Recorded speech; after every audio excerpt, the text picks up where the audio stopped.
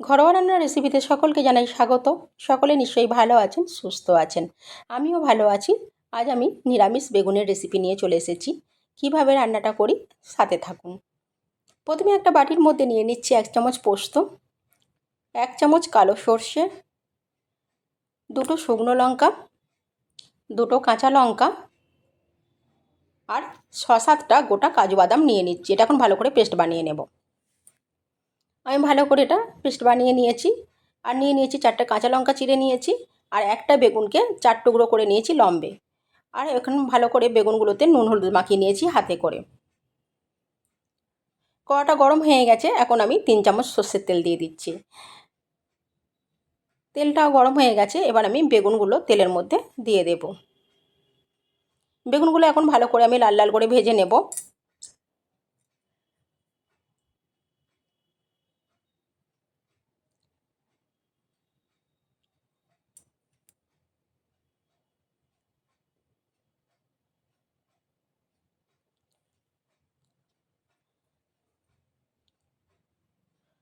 এবার একবার বেগুনগুলো উল্টে দিচ্ছি। একদিকটা হয়ে গেছে, দিয়ে বেশ লাল লাল করে আমি এই বেগুনগুলোকে ভেজে নেব। এইভাবে বেগুনের রেসিপি করলে খুবই ভালো লাগে খেতে।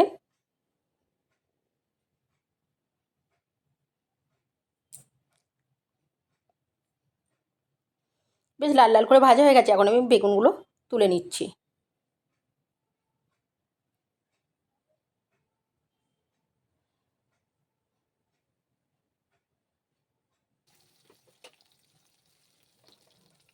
একদম লো ফ্লেমে বেশিক্ষণ রাখলে হবে না, তাহলে বেগুনগুলো গলে যাবে।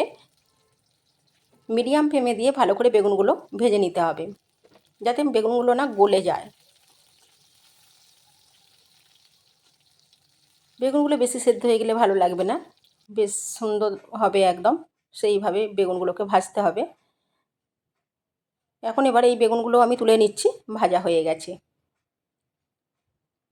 আমি আর তেল দেব না, এই তেলের মধ্যেই আমি দিয়ে দিচ্ছি একটা শুকনো লঙ্কা আর 1/2 চামচ কালো জিরে ফোড়ন দিয়ে দিচ্ছি।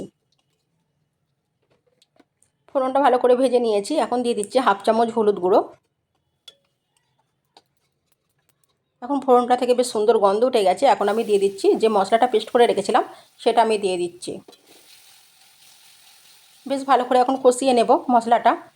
এতে আছে সর্ষে, পোস্ত, কাঁচা লঙ্কা, শুকনো লঙ্কা, কাজু, এগুলো দিয়ে পেস্ট বানিয়ে নিয়েছি, সেটা আমি ভালো করে ওটা দিয়ে দিলাম। ভালো করে কষিয়ে নিলাম, তেল ছেড়ে দিয়েছে। এখন আমি একটা টমেটো পেস্ট করে রেখেছি, সেটাও আমি দিয়ে দিচ্ছি। এটা দিয়েও ভালো করে আমি এখন কষিয়ে নেব। আমি কাঁচা লঙ্কা, শুকনো লঙ্কা বেটে দিয়েছি, তাই আমি গুঁড়ো লঙ্কা ব্যবহার করব না। এটা তেল ছেড়ে দিয়েছে, এখন আমি মশলার বাটিটা ধুয়ে একটু জল দিয়ে দেব। মশলাটা আবার একটু কষিয়ে নেব। আমি এতে লবণও ব্যবহার করব না, আমি যখন সর্ষে বেটেছিলাম তখন আমি একটু লবণ দিয়ে দিয়েছিলাম। সর্ষে বাটার সময় লবণ দিয়ে দিলে তাহলে আর মশলাটা এখন এই ফোটার সময় তেতো হয়ে যাবে না, তাই আমি তখন লবণ দিয়ে দিয়েছিলাম। এবার আমি বেগুনগুলো দিয়ে দিলাম। বেগুনগুলো দিয়ে আমি অল্প একটু ফুটিয়ে নেব। মিডিয়াম ফ্লেমে রেখে 2 মিনিট ফুটিয়ে নেব। বেগুনের রেসিপিটা আমার হয়েই এসছে। এইভাবে একবার বানিয়ে খাবেন, অবশ্যই ভালো লাগবে এই বেগুনের নিরামিষ রেসিপিটা। আমি এখন 4টে কাঁচা লঙ্কা চেরা ওপর থেকে দিয়ে দেব।